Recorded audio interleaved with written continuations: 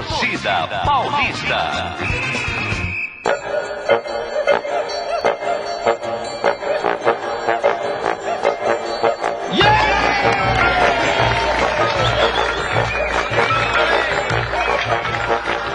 Bom dia para todos que nos ouvem pela Rádio Trianon AM 740, pela internet www.radiotrianon.com.br e pelo aplicativo TuneIn no smartphone. Com enorme satisfação, iniciamos a edição de hoje do Torcida Paulista, que tem por objetivo realizar debates inteligentes sobre temas atuais do futebol, com a participação de torcedores e torcedoras como você. Os torcedores paulistas aqui presentes são os seguintes: Igor Mendonça, a enciclopédia do futebol. Bom dia, Igor. Bom dia a todos. João Pires, o acadêmico. Bom dia, ouvintes. Eduardo Luna, o reto, o imparcialíssimo. Bom dia, caros ouvintes. Agradecemos a audiência que vocês têm nos proporcionado. E eu estou aproveitando o momento já para pedir um aumento ao nosso manager. Por favor.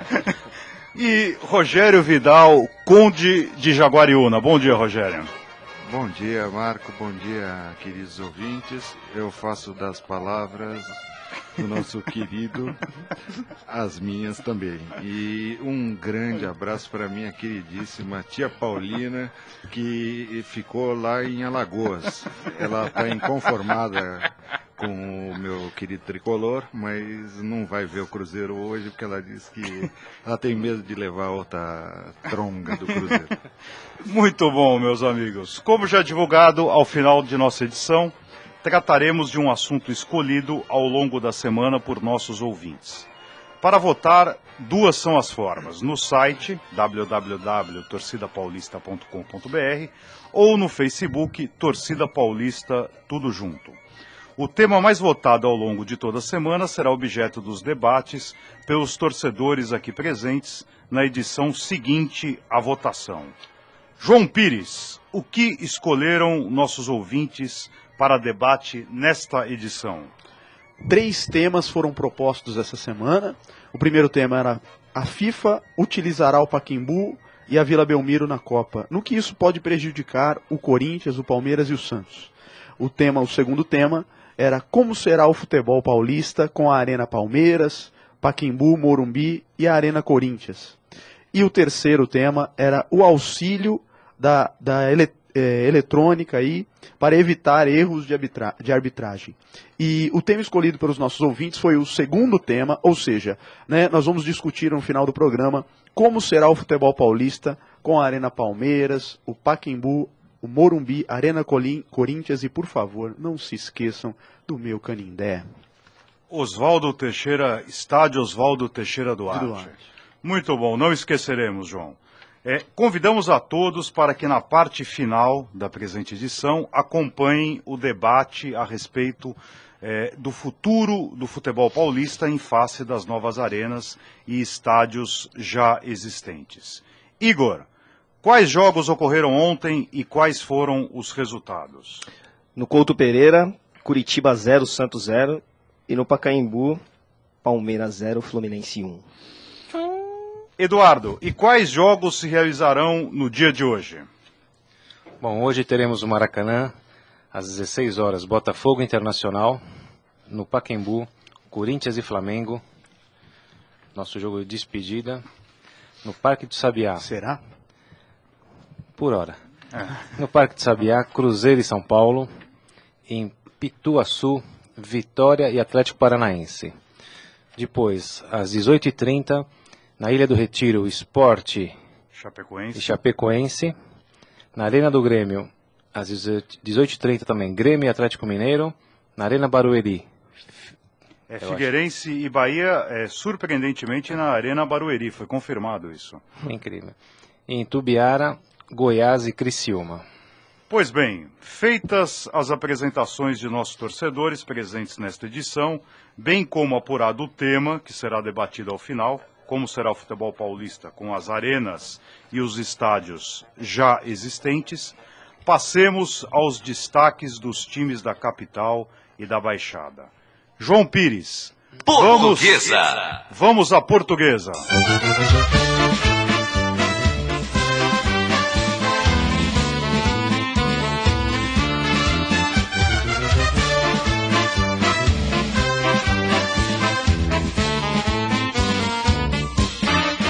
Você faz parte de uma grande família. A Portuguesa definitivamente decidiu entrar nas manchetes e capas de jornais, revistas e sites de todo o Brasil. Não pelo que tem acontecido dentro de campo, mas pelo que tem acontecido fora dele. Na noite de quinta-feira, a polícia deteve 9 pessoas dentro da sede da Portuguesa acusadas de jogo de azar. Todos foram levados ao 12º DP, no bairro do Pari, e em seguida liberados. Uma das pessoas que estavam envolvidas era o conhecido jogador de sinuca, Rui Chapéu. O senhor está dando risada do quê, senhor Eduardo? O senhor estava lá? Afortunadamente não. Tinha saído meia hora antes. Como se já não bastasse o ocorrido, na sexta-feira, o Procurador-Geral do Superior Tribunal de Justiça Desportiva, o tal Paulo Schmidt, pediu a exclusão da Lusa da Série B do Campeonato Brasileiro em função do abandono na partida contra o Joinville.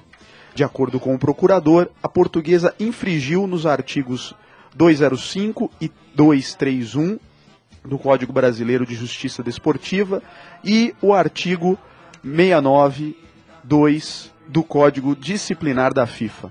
As penas contidas nesses artigos variam de perda de pontos em favor do adversário e até a exclusão do campeonato em disputa, o que acarretaria no rebaixamento da Lusa para a Série C. E para não dizer que eu não falei de futebol, a Portuguesa ontem empatou com o Santa Cruz em casa em 1-1. Igor, por favor, suas considerações quanto às manchetes do time do Canindé. Era previsível essa perseguição contra o time da Lusa, depois de todas essas liminares aí. E eu confesso não saber qual vai ser o triste fim dessa novela aí. No que vai dar, se ainda teremos mais liminares. E você, Eduardo, o que gostaria de acrescentar na condição de subprefeito do Pari? Bom, como subprefeito do Pari, vou pedir o recapeamento da minha rua, que está no estado lamentável. Agora, em relação à Portuguesa, estou muito chateado, é um clube que todo mundo gosta, é o segundo time de quase todo mundo, e a gente vê ela nessa situação é bem complicada. Eu acho que a Portuguesa tinha que aproveitar o momento e repensar. Já foi falado há muito tempo atrás de mudar o nome, então acho que é um momento de começar do zero realmente, se estudar se vale a pena mudar o nome para deixar de ser um time de colônia, para virar um time de São Paulo. Eu sei que tem muita gente a favor e tem muita gente contra, é uma coisa que tem que ser bem analisada. E aproveitar o momento e dar uma repaginada geral no clube. Vidal, a Lusa vai ser mesmo punida ou isso é só uma ameaça para de fato se finalizar efetivamente o campeonato do ano passado? Qual a sua opinião? Olha, eu acho que dificilmente, Marco, a Lusa vai ser punida pela questão do jogo do Joinville, né? Muito embora se alegue todos esses artigos pelo Superior Tribunal de Justiça Desportiva, a gente tem que pensar que nós estamos tratando basicamente de uma liminar que foi concedida pela Justiça Comum. E antes de mais nada, se a Portuguesa ficasse em campo naquele jogo, ela estaria cometendo um crime que seria o crime de descumprimento de ordem judicial. Por quem recebeu, talvez não a Portuguesa ou os jogadores, né? Mas quem recebeu a ordem de não efetuar a partida tem obrigação, por lógico, de cumprimento da ordem judicial. Vidal. Se não cumpre, você está cometendo, crime. E o oficial de justiça ele teria até a possibilidade de dar voz de prisão para quem não cumprisse essa ordem. O cumprimento de ordem judicial não se escolhe, né? Quer dizer, é uma ordem imperativa, não se escolhe o cumprimento ou não, né? Exatamente. E por que o tal do Paulo Schmidt, Vidal, fez aquelas declarações, eu vi na televisão, né, dando declarações bem, enfim, não vou entrar em detalhes, mas por que ele afirmou que aquela liminar não tinha validade no jogo, porque todas as liminares deveriam ser concentradas na Barra da Tijuca, no Rio de Janeiro? Por que ele fez essa afirmação? Ele alegou isso? E outro, né? Porém, foi ventilado que quem levou a liminar não foi nem um oficial de justiça, foi o filho do presidente da Portuguesa.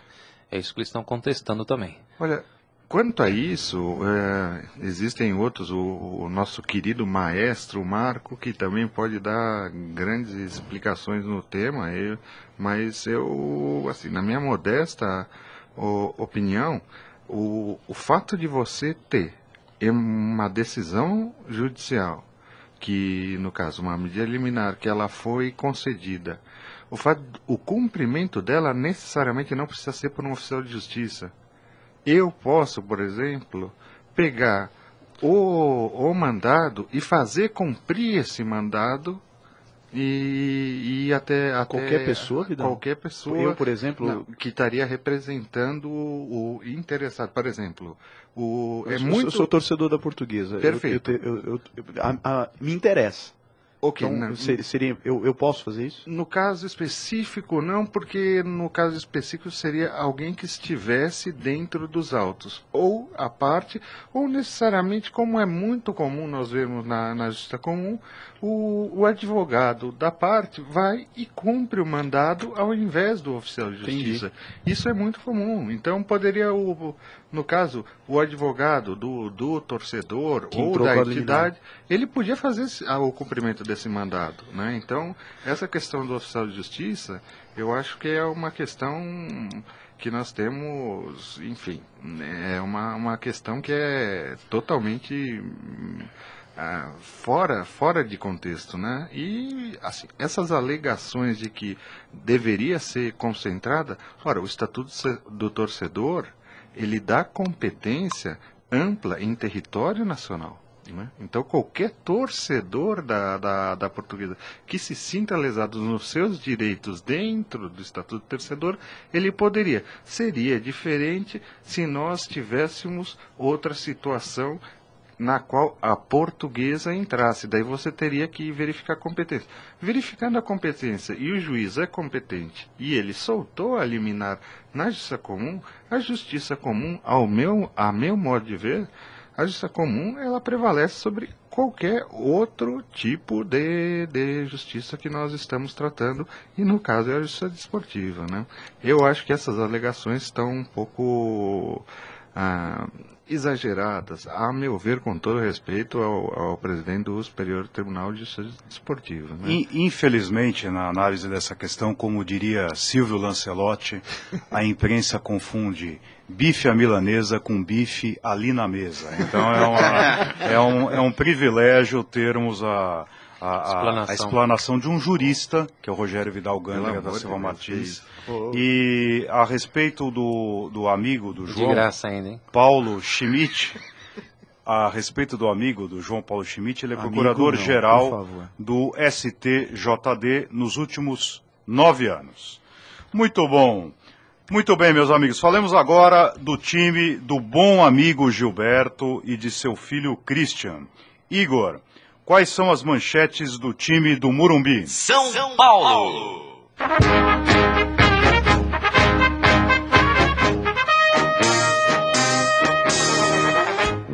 Salve o tricolor paulista!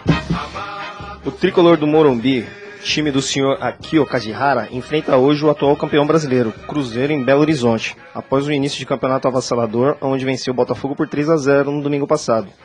O São Paulo acabou perdendo o fraco CRB, time da Série C, por 2-1 pela segunda fase da Copa do Brasil no meio da semana. Rogério, o São Paulo joga hoje e muitas são as informações futebolísticas. Contudo, em face de sua proximidade com o poder são paulino, dizem até que você será o 27º presidente, não podemos deixar de perguntá-lo sobre questões políticas. O que mais, além do já divulgado, do já explanado, você poderia acrescentar quanto à eleição de Aidar no São Paulo e a cobertura do Morumbi? Olha, primeiramente eu já aproveito para lançar minha candidatura. 27º eu não diria, Marco, mas o 30º nós estamos trabalhando aí para ser presidente. E eu conto com o apoio de todos da mesa, né?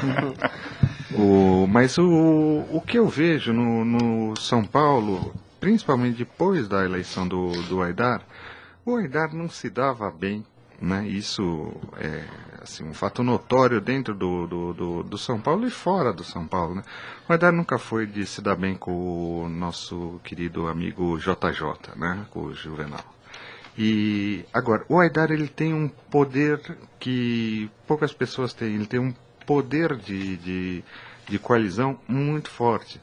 Então o que ele faz, e é o que se comenta no Morumbi, o que o Aidar vai fazer é tentar puxar a oposição e, de uma certa forma, é lógico que não fazer uma chapa única ou coisa do gênero, né? Mas o que ele vai fazer é ir tentar agremiar as pessoas do Conselho Deliberativo e do Conselho Consultivo visando uma certa união. Tanto é assim que muitos da chapa que retirou de última hora, né, o nome para a eleição, muitos deles já estão sendo trabalhados pelo Aidar para trabalharem nesse mandato. E o que eu acho é que o Aidar está fazendo já um trabalho, mas isso a gente só vai colher frutos mesmo a médio e longo prazo. O Aidar está começando uma gestão de agremiação e não fazer aquele jogo, por exemplo, aquele jogo que existia em gestões anteriores de você colocar de uma forma ferrenha, né, a posição como individualista, né? Exato, um monarca absoluto como a gente tinha antigamente. O Aidar, por exemplo, já chamou o Leco, que é uma pessoa, um membro do Conselho Consultivo que é uma pessoa muito agregadora, né? O Aidar está chamando... E que ficou muito chateado com o Juvenal Juvencio, né? Exatamente. Então nós temos o fato, não obstante o Juvenal Juvencio ter sido um presidente que ganhou inúmeros títulos com o clube, né? A função, eu poderia dizer que a função hoje do Aidar, o que ele está tentando é oxigenar toda a parte do Conselho Deliberativo e do Conselho Consultivo do São Paulo. Isso eu acho que vai ter frutos.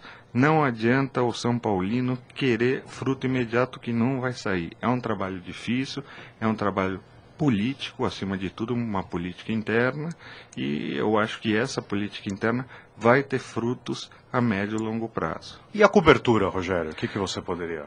Olha, a cobertura, muito embora seja uma pessoa que simpatize muito com o Aidar, né, gosto muito dele, pensar que foi o Aidar que foi um dos criadores do clube, querido Clube dos 13, antigamente. Foi ele que arregimentou todos os clubes para fazer isso. Ver a capacidade que ele tem de agremiação de fatos. Ele consegue fazer de uma dificuldade uma oportunidade, né? Agora, o que eu vejo na questão da cobertura é o seguinte: não existem ainda dados muito técnicos e precisos, e por isso a oposição ela foi contra.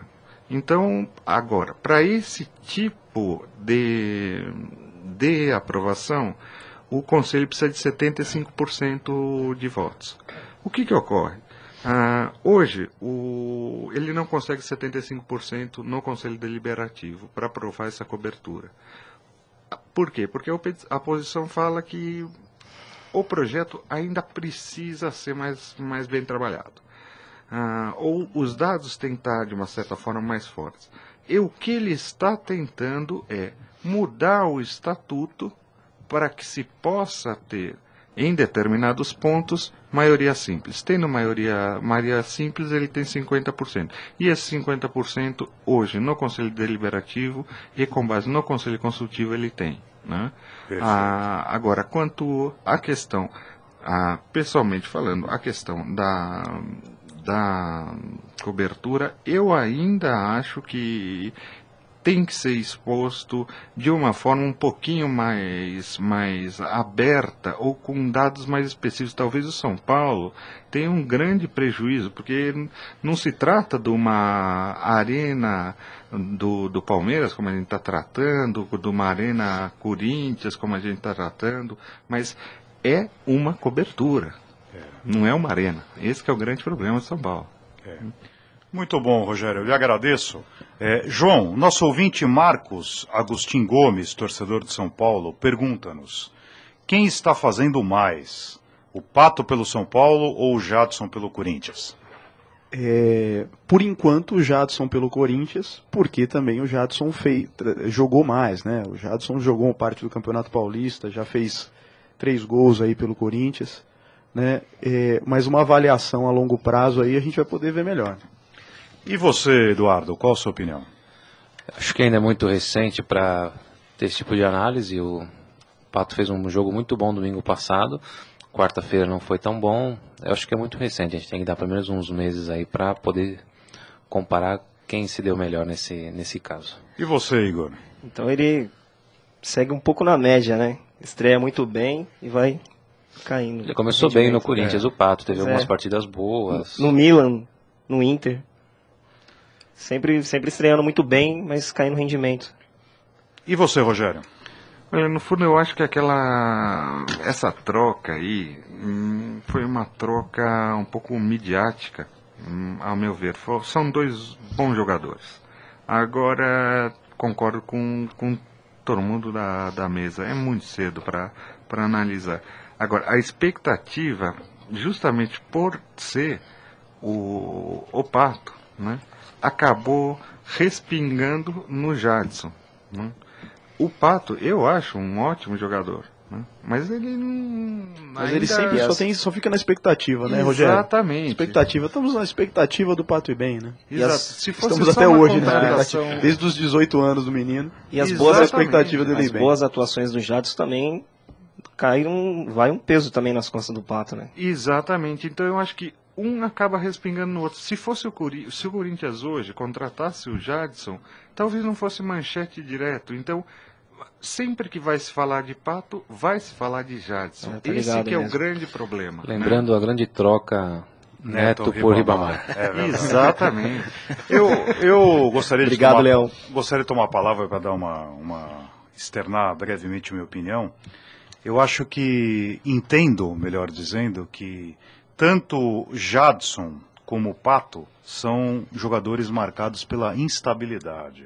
Eu tentei reavivar a minha memória e não me recordo de nenhum jogo decisivo que Pato ou Jadson tenham sido preponderantes para o êxito do time que eles defendiam.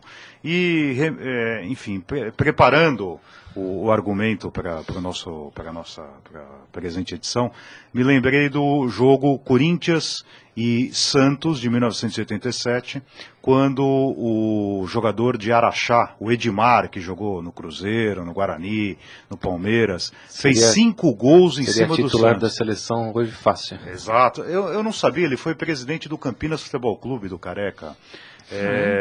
O Edmar fez 5 gols na semifinal. Ou seja, a semifinal era um jogo importante, importantíssimo, porque é uma etapa que deve ser vencida para se alcançar a final. Mas naquele ano, quem foi campeão foi o São Paulo, do Lê e do restante do Gilmar Rinaldi. Ou seja, existem jogadores que aparecem no momento decisivo. Eu não me recordo de nenhuma partida em que Jadson e Pato foram preponderantes. Pois não, Eduardo?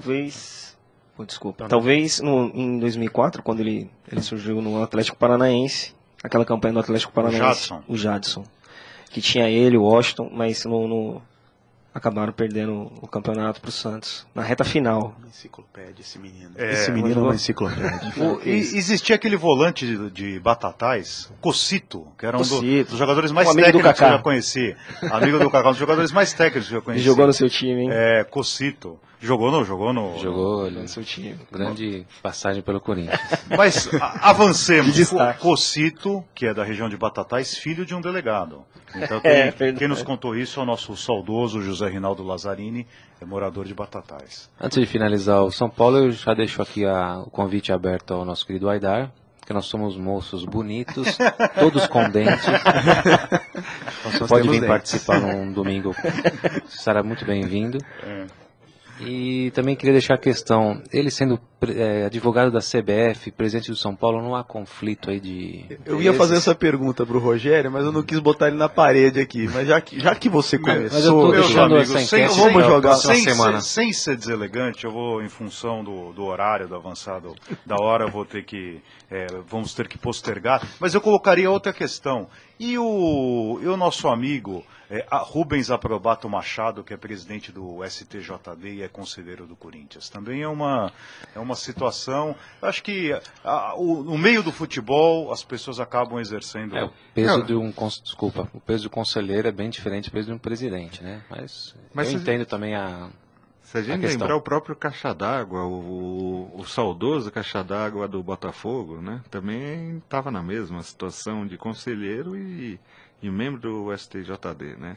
Mas eu acho que é uma questão para ser pensada. O João Avelange foi presidente do Fluminense. Então, mas enfim. João Pires, quais são as novidades do Santos? Santos!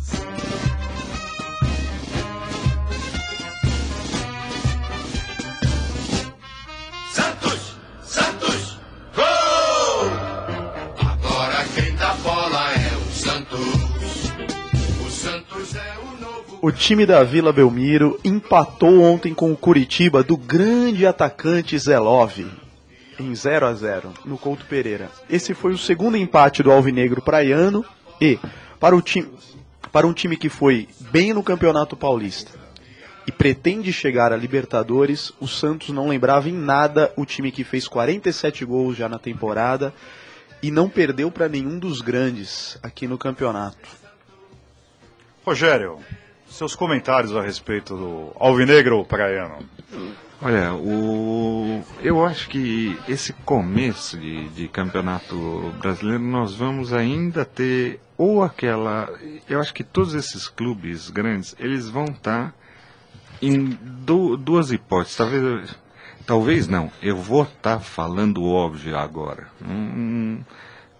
Ou eles vão dar aquela deslanchada de 3, 4 partidas, vão ganhar, e daí você faz 12 pontos, ou em 5 partidas você faz 5, faz 15 pontos, daí ele fica a manchete como, nossa, é o líder isolado, etc. Tal. Agora, se nós formos pensar, 5 partidas não é nada. É verdade. Agora, ou eles caem nessa instabilidade, que o time está aquecendo. Infelizmente, no Brasil, nós não temos ainda uma pré-temporada que acabou virando os campeonatos regionais. Aquela pré-temporada onde você monta um time de verdade.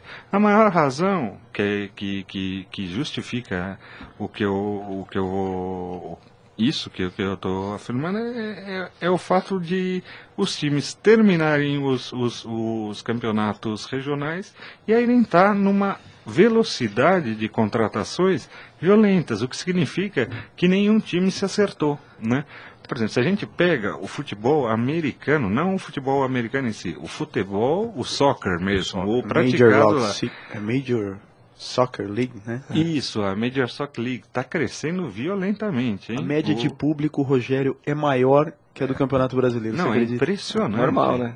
A segunda divisão Eu inglesa acho é isso maior. normal. Não, e preciso dizer, na Copa do Mundo, dos ingressos, o segundo país que mais comprou ingressos, Estados Unidos, 150 mil ingressos. É impressionante como está crescendo.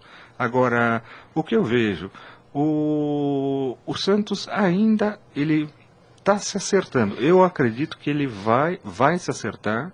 Eu acho que é um clube que tem tudo vai precisar de alguns reforços, mas se colocasse entre os 5 grandes, para chegar entre os 5 grandes dos times, eu colocaria fácil ele para... O Santos, entre os 5? Entre os 5, tranquilamente. Um reforço ou outro, eu acho que o Santos está redondo. Né? Muito bem, agora vamos ao Palmeiras, Igor. Fale-nos do Alviverde Imponente, time de Domingos Antônio Rulli. Palmeiras. Quando surge o alviverde imponente, no gramado em que a luta o aguarda, sabe bem o que vem pela frente, que a dureza do prédio não tarda. E o Palmeiras... O gigante da Turiaçu, depois de vencer o Criciúma em Criciúma na primeira rodada, jogou ontem com o Flu e perdeu a atuando no Pacaembu. O time ainda enfrenta um impasse na renovação de Allan Kardec, que não jogou ontem em função de uma forte gastrite. Gastrite, hein? Gastrite dura essa, hein, Igor? Olha. Entendo. Segundo a imprensa, o São Paulo teria feito uma proposta existindo o risco do jogador não continuar vestindo a camisa alviverde no ano do centenário. E existe uma informação a respeito do centenário, né, João? Qual que é a informação? Eduardo, você tem essa informação? Parece que na sexta-feira nós tivemos uma novidade. Foi apresentado o novo brasão, o brasão do centenário do Palmeiras. Meus amigos, eu os indago. O que será do Palmeiras sem Kardec? Eduardo Luna. Bom, saiu uma notícia ontem após o jogo que o presidente de São Paulo declarou para um repórter da Rádio Globo que já tinha tudo acertado. Está no site do Globo Esporte, tá? Já está definido? Está no site aqui. Está no site só do Globo Esporte, tá? E a capa do lance de hoje, hein? O Palmeiras sem Kardec vai ficar bem complicado. Não tem reposição. Contratou o Henrique, né, que estava na Portuguesa, que eu acho que é um... Não, ainda não está fechado, né? Mas... Não é oficial, mas deve contratar mesmo. Acho um centroavante bem fraco para ser do time do Palmeiras. Você tem alguma coisa contra a Portuguesa, senhor Eduardo? Não, eu tenho não tenho certeza nada, que o senhor tem com alguma João, coisa contra a minha gloriosa. E você? O que você acha? Qual será o futuro do Palmeiras sem esse jogador chamado Allan Kardec? Vai ter que, na minha opinião, se o Kardec ainda é do Palmeiras, né? Ainda do Palmeiras. Se o Kardec sair, o Palmeiras vai ter que... Eu creio que o Kleina terá que reestruturar o time do Palmeiras. Quer dizer, o Palmeiras que vive em função do Kardec vai ter que mudar o estilo de jogo, né? Vai jogar com mais um volante. Você acha? Mais um volante? Acho que não é Eu o acho que perfil não. do Kleina, não. Ele não é gaúcho, né? Eu não sei, eu tenho essa impressão de que vai entrar mais um volante aí, por falta de opção. Uma questão que eu pondero é o seguinte, o Palmeiras ele realmente está numa situação bastante delicada. Se ele não renovar com o Kardec, existe uma possibilidade de queda no rendimento muito grande. E existe a possibilidade também de renovar e o Kardec não render. O Kardec está no ápice. Ocorrer algo semelhante que aconteceu com o Corinthians em relação ao Emerson Sheik, que o Corinthians renovou quando o jogador estava do Tite, quando estava no ápice e depois esse... Mas muito bem. Eduardo, o nosso fiel ouvinte, Sidney Miguel, torcedor do Palmeiras, pergunta: qual seria a seleção do Palmeiras de todos os tempos, na sua opinião? aproveitando, mandando um abraço para a família Rupp, todos palmeiristas. Como eu sou um garoto novo, eu vou falar a seleção do Palmeiras, dos jogadores que eu vi jogar. Por favor. E depois eu posso até colocar aqui, eu fiz uma pesquisa e a seleção que foi eleita de todos os tempos. Na minha humilde opinião, que eu vi jogar, seria o goleiro Marcos, lateral direito Arce, na minha opinião muito melhor que o Cafu, Antônio Carlos, Kleber e Roberto Carlos. Meio de campo, César Sampaio, Mazinho, Rivaldo e Alex. Na frente, Edmundo. E aí eu tenho uma dúvida entre se eu jogaria com o Evair ou até colocaria o Djalminha, que eu acho que o Djalminha foi um grande jogador que teria espaço nesse time também. Praticamente o time da Parmalat. Né? Basicamente É o time de 93, 94. Nesse caso jogaria só com o atacante, né? Você também poderia tirar o Alex, recuar o Djalminha e puxar o Evair na frente com o Edmundo. Ou então você colocar o Edmundo e tirar, quer dizer, colocar o Evair, tirar o Edmundo e jogar com 3 meias, alimentando o Evair. Com certeza bem melhor que qualquer time de hoje, né? O que me causou surpresa foi o time, o Palmeiras de todos os tempos de Bianco Rosso, em relação ao goleiro. Todos nós imaginamos que o Leão seria um fortíssimo candidato. Ele escala o Palmeiras com Marcos Djalma Santos, jogador com o qual Rogério Vidal fez tabelinha, Dudu, Luiz Pereira, Roberto Carlos e Valdemar Fiume, Julinho Botelho, César Sampaio, Rivaldo, Ademir da Guia e Evair. Mas no gol, Marcos teve 12 votos, Oberdan 5, Leão 2, apenas 2, e Valdir Joaquim de Moraes 1. Isso me causou uma grande surpresa, essa pesquisa. Marcos também tem a vantagem de ter feito toda a carreira dele no Palmeiras. O Leão não. O Leão foi pro Corinthians. Vasco, Grêmio. Então acho que isso é um ponto fundamental para ver a vitória do Marcos. Você tem que reparar também, né, Ferreroni, dessa votação que foi feita no site aqui, né? Que o Ferreroni está comentando, quem votou, você tem que considerar a idade de quem votou. Quem votou com certeza não viu o Oberdan no gol, né? Eles viram o Marcos. Às vezes talvez nem o Leão. Às vezes nem o Leão, às vezes nem o Leão. Talvez alguns do Leão. Você pega a nova geração. Se você considerar esse ponto, é claro, né?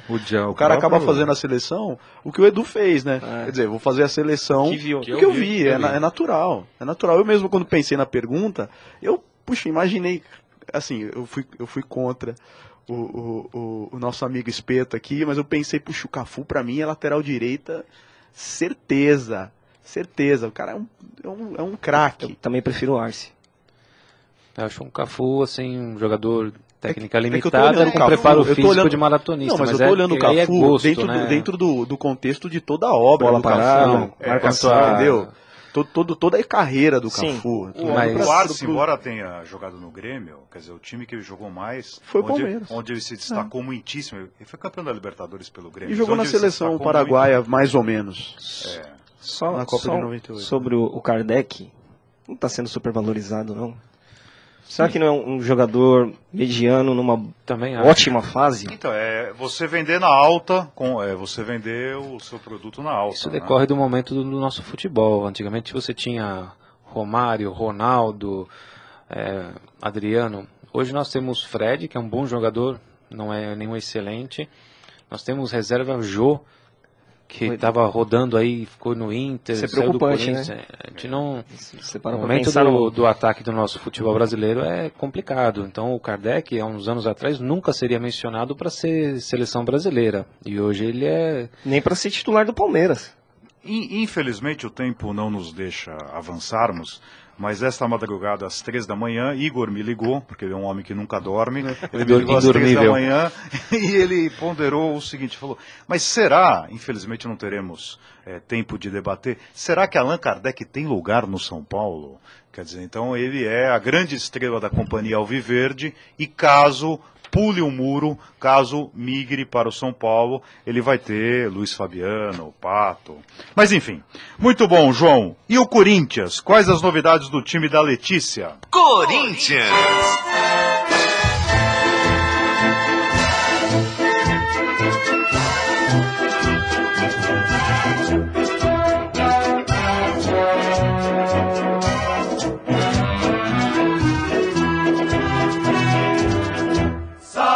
Deixa o hino tocar até o final, por favor.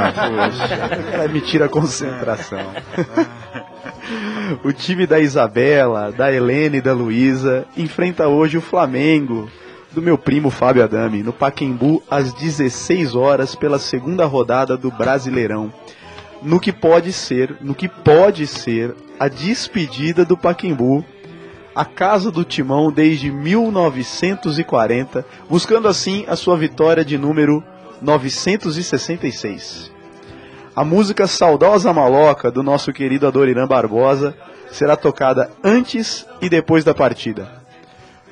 Adoniran, como torcedor, o torcedor do time do povo, gravou o samba Corinthians, Meu Amor é o Timão, E no último domingo, né, para não dizer que não falamos de futebol, né? No último domingo, o Corinthians começou bem o campeonato, né? Bem a moda Corinthians, empatando em 0-0. Como terminou 2013. Como terminou 2013. A regularidade é uma virtude. Eduardo Luna, o imparcialíssimo. O Corinthians começou o campeonato com uma apresentação que não deixou suspiros em sua torcida. O que o Timão tem que fazer para melhorar seu desempenho? Vai com calma, Edu. Calma. Então, como eu sou imparcial, né? Eu vou ponderar algumas coisinhas aqui. Mano Menezes, eu sei que você está nos ouvindo. Porque eu tuitei o link para você. Depois de 30 dias treinando, esse é o futebol que o Corinthians apresenta? Justiça seja feita. Uma margem de erro de 10%, 27 dias. Tudo bem. Não é verdade. Isso aí O Corinthians estava jogando, toda a diferença, hein? o Corinthians estava jogando num campo neutro que tinha mais torcida propriamente do Corinthians que do Atlético. O Atlético estava com a cabeça na Libertadores. O time foi covarde. Eu falei, campeonato de ponto corrido, você tem que arriscar. Você não pode jogar na retranca. Vale muito mais uma vitória e duas derrotas do que apenas 3 empates. Então o que a gente está vendo agora é replay tudo que a gente viu ano passado. As questões matemáticas devem ser observadas pelo Desculpa, professor João, por favor. Invadir o seu campo. Eu fico imaginando a cabeça do Romarinho. Ele acorda como atacante, mas ele será que eu sou volante? Será que eu sou lateral direito? Ele é um trevo. Ele não sabe onde ele fica. Eu sou humano moderno. O meu amigo Eduardo, eu vou aqui levantar uma questão. Essa semana eu estava dando uma olhada no elenco do Corinthians e estava dando nota. Né? Eu fui no site do Corinthians e fui olhar o elenco. É sério, isso eu fiz. Né? Em sua homenagem. Estava pensando em você. Você sabe que eu sempre penso em você, né, Edu? Imagina. E estava pensando em você e fui olhar o elenco. E comecei a dar nota para os jogadores. Comecei a dar notas boas para a zaga do Corinthians. Eu gosto do Gil. Né? Comecei a dar notas boas para os volantes do Corinthians, são ótimos. Comecei a dar notas péssimas para os atacantes do Corinthians, inclusive para o nosso amigo Guerreiro. Eu não gosto do Guerreiro, sinceramente. Então se você perceber dentro do meu estudo, eu acho que assim, a zaga do Corinthians nota 8, o meio de campo do Corinthians nota 8, o ataque do Corinthians nota 5. Eu concordo com você. Eu acho que é um setor carente ainda da equipe, né? Mas eu acho que também tem muito em função do que os técnicos têm projetado para o time. Tem sido muito mais importante o lado defensivo que o lado ofensivo da equipe. Tanto que o time pegava a bola no segundo tempo, na intermediária, e voltava para trás. Eu não entendi esse jogo. Então eu quero falar para o Mano Menezes. Se essa vai ser... Professor Mano, por favor. Eu gosto muito do Mano, vou falar uma coisa. Eu acho ele taticamente até melhor que o Tite. Você que vão me malhar muito aqui, mas eu acho ele superior. Concordo. Eu não concordo. Eu concordo. Mas se for esse o padrão, o objetivo do jogo do Corinthians, me fala que eu vou cancelar o pay-per-view. Não, isso é verdade. O jogo de domingo passado me deixou irritado. Briguei até com a minha sogra. Igor, nosso ouvinte Arthur Melo, morador do bairro da Pompeia e torcedor do Corinthians, pergunta: o time do Corinthians consegue jogar bem tanto a Copa do Brasil quanto o Brasileiro? Ou será que Mano, o querido de Eduardo Luna, vai focar o atalho mais curto para a Libertadores, a Copa do Brasil? Será que o Corinthians joga bem alguma vez? Tem essa dúvida. Mas tem obrigação de jogar bem. Mesmo porque você não vai jogar a Copa do Brasil toda quarta-feira. Isso tem outra. A folha salarial do Corinthians é de 8 milhões. Você tem como obrigação... 7 milhões e 500. Um pouco maior que a nossa. Saiu pouca coisa. Pessoal, quanto ao jogo de hoje, o Clássico das Multidões, é um jogo dos mais equilibrados. De 49 até hoje, nós tivemos 22 vitórias do Corinthians, inclusive a última por 4-0, com a última grande apresentação de Alexandre Pato no Corinthians, 21 vitórias do Flamengo e 16 empates. Muito bom, meus amigos e minhas amigas. O que podemos destacar das agremiações que participam das competições menores? João, e os times europeus?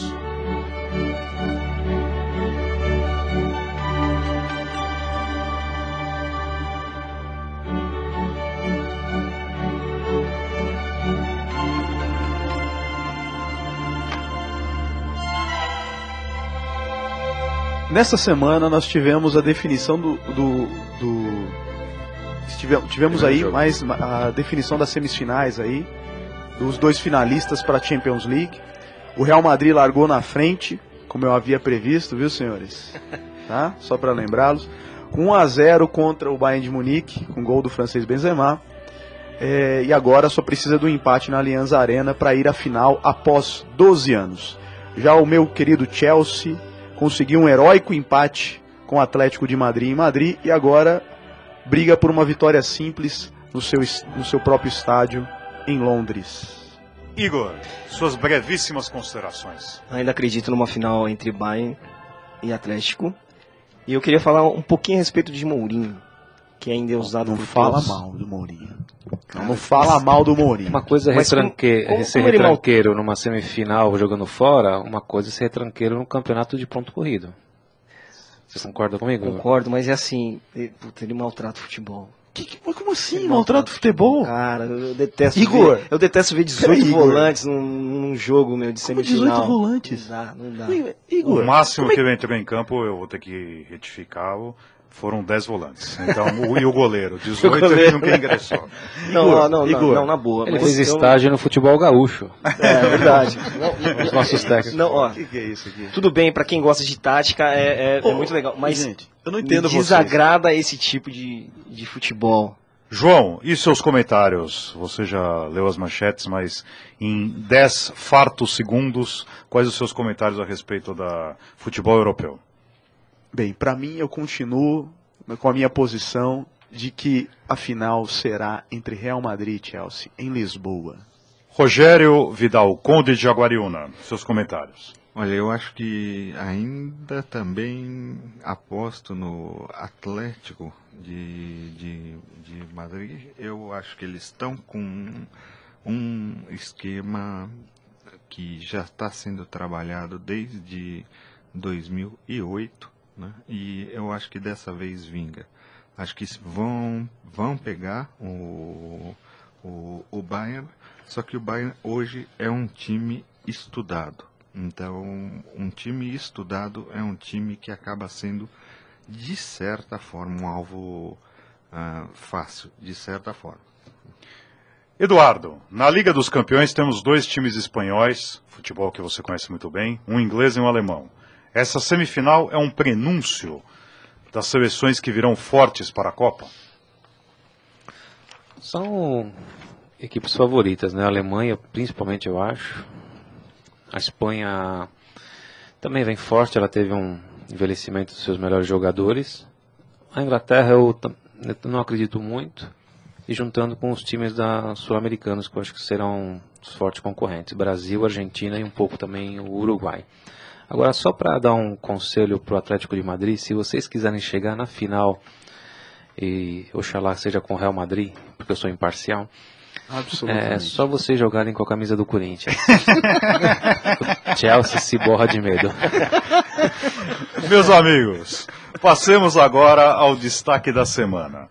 O assunto escolhido por nossos ouvintes para debatermos nesta semana é: como será o futebol paulista com a Arena Palmeiras, Pacaembu, Morumbi, Arena Corinthians e Estádio Oswaldo Teixeira Duarte? Obrigado por lembrar. A pedido do nosso amigo João Carlos. João, como será, na sua opinião, o futebol paulista com tantos palcos? A gente vai ter, na minha opinião,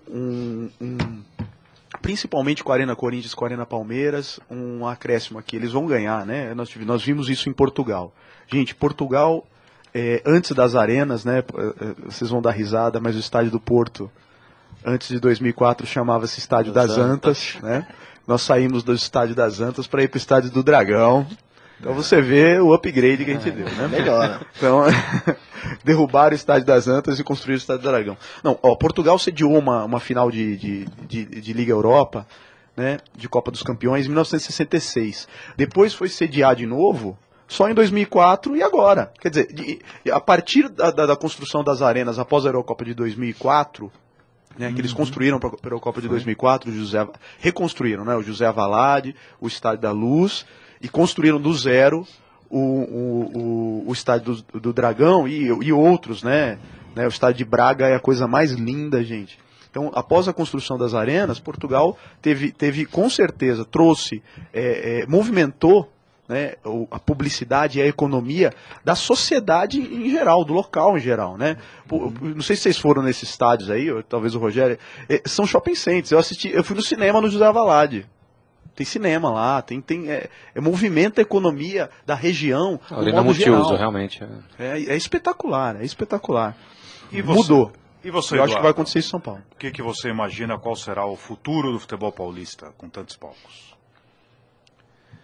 Só lembrando também que Corinthians e Palmeiras, não, agora é sério. E Santos também vão ficar sem ter onde jogar nesse período da Copa do Mundo. O Pacaembu vai ser entregue à FIFA, o estádio... Quando? Muito em breve. Até, acho que 20 de maio, acho que é o último jogo, se eu não me engano. A Arena Corinthians será entregue à FIFA, assim como o Pacaembu, a Vila Belmiro. Então, os times aqui não têm onde vão mandar seus jogos. Vão ter que mandar em outros estados. Canindé. O campeonato para dia 1º, né? Dia 30 ou 31. Deve ser um jogo só, Edu. É a última rodada. Eu acho que são alguns jogos, né? Então, na sua opinião, qual que será o futuro do Campeonato Paulista com tantos palcos? Isso é muito bom para o futebol, é interessante você ter essas opções.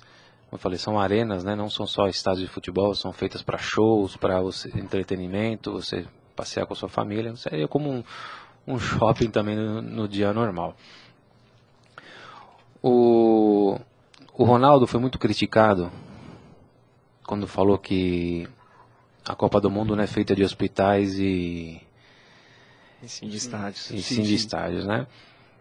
Eu também concordo que não teria que ter dinheiro público nos estádios, mas eu também entendo que mesmo que se não houvesse Copa, nós continuaríamos sem os hospitais. E essa foi a intenção da declaração do Ronaldo, né? Para ter Copa do Mundo tem que ser feitos os estádios. Independente da Copa do Mundo, o problema de hospital, de escolas, não é o problema da Copa do Mundo, é um problema de governo. Então essa é uma visão que eu tenho. Rogério, e na sua opinião? Olha, bem rapidamente, e dando uma puxando o que o Igor falou, o que eu acho, em 2004 eu tive que passar um tempo fora e eu tive o prazer de passar por Portugal justamente na época da Eurocopa. Nós estávamos juntos lá, então, Rogério, não Exato. sabia? Exato. Ficou triste? Estávamos juntos lá. Pô, a gente quase se viu. Eu cheguei a ver, mas na época não tinha Facebook. Não tinha Facebook, para poder nos achar. É que a gente não compartilhou. O João foi detido na véspera do jogo.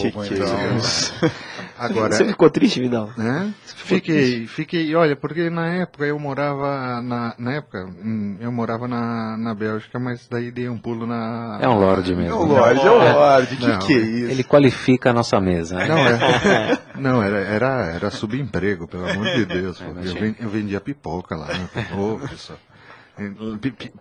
Pipoca não se faz lá em Bruxelas, então eu tinha que fazer isso e daí eu fazia pipoca em Bruxelas e depois eu ia para Lisboa vender. Mas ganhou bem, Rogério? Deu para tirar um dinheirinho para comprar os ingressos, mas para ir direto no tema, só para dar um pitaco no assunto, o que acontece? Essa declaração do Ronaldo eu acho que foi deturpada. Exato, foi deturpada, mas no fundo ele tem razão. Foi deturpada, mas assim, dentro do contexto, se imagina como parte da sociedade. Foi infeliz a colocação dele. Não, mas no fundo ele tem razão. Não, eu entendo. Não, eu entendo. Hospital e escola, não é a Copa do Mundo que inviabilizou. Eu concordo com vocês. Precisa de estádio. É o que ele queria dizer, que precisa de estádio para a Copa do Mundo. É isso que ele queria dizer. Foi mal colocada a frase. Mas ele colocou mal a frase. Ele colocou mal a frase. Ele errou. Só o sistema de transportes em Portugal, todas as estradas em Portugal, elas foram modernizadas em função da Copa da Europa, entende? Naquela época. O que eu acho que isso foi assim, o que gerou de empregos em 2004 e posteriormente, porque hoje todos esses estádios em Coimbra, que nós não temos nenhum time de grande A expressão. faculdade de Direito, Acadêmica de Exato, Coimbra, né? exato. Acadêmica de Coimbra. Agora, você tem o segundo time de todo senhor mundo lá. estádio em Coimbra que foi feito, e todos os estádios hoje, o estádio de Braga, que tive lindo, a oportunidade, né? É lindo. coisa maravilhosa. É lindo. É uma obra arquitetônica aquilo lá. Eu acho que, passando isso, é lógico, nós tínhamos lá um campeonato X que deveria ser realizado, depois foi mantido, tá. Agora nós estamos trabalhando com algumas arenas, né? Aliás, grandes arenas estão sendo construídas aqui e finalizadas aqui em São Paulo. Lembrando só que esse projeto, ele foi, na década de 90, ele foi idealizado, ou seria a vanguarda dele, foi feita por quem? Quem pegou essa ideia quando os times na Europa já... Foi o grande Atlético Paranaense, o Arena. Furacão, Arena. da minha grande amiga Tatiana, lá de Curitiba, que nos escuta.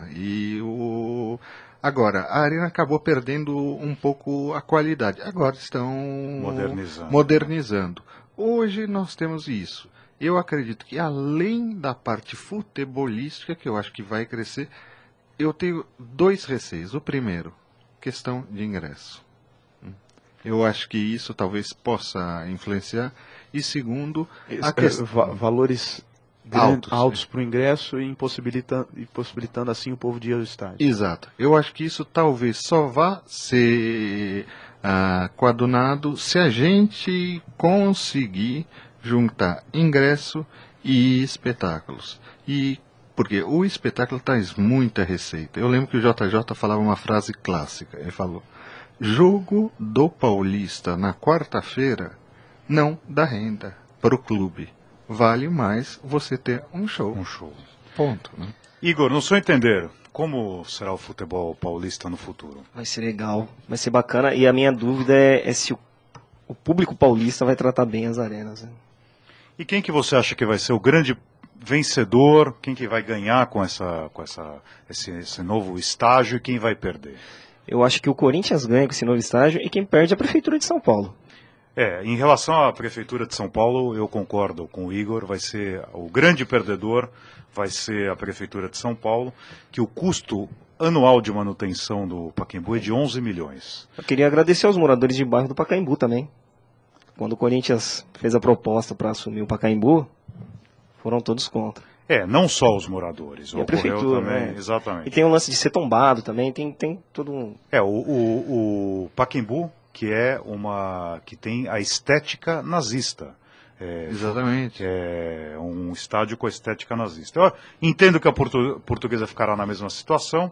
O São Paulo vai perder shows, porque os shows devem migrar para a Arena Palmeiras. Eu acho que daremos força para a Portuguesa. O Palmeiras deverá receber os principais shows. O Corinthians vai economizar aluguel. O aluguel do Pacaembu é de R$74 mil por jogo. Então acredito que... E vai fornecer entretenimento para os seus torcedores naquela região. Mas para manter um estádio também não é tão barato. É né? bem caro. Mas quer dizer, será um local de entretenimento. Quer dizer, Sim, conforme o Rogério muito bem observou. E aqui, como diz o Juvenal, aquilo vai virar um alçapão. O João Pires, o matemático, nos passou dados, gráficos e elementos.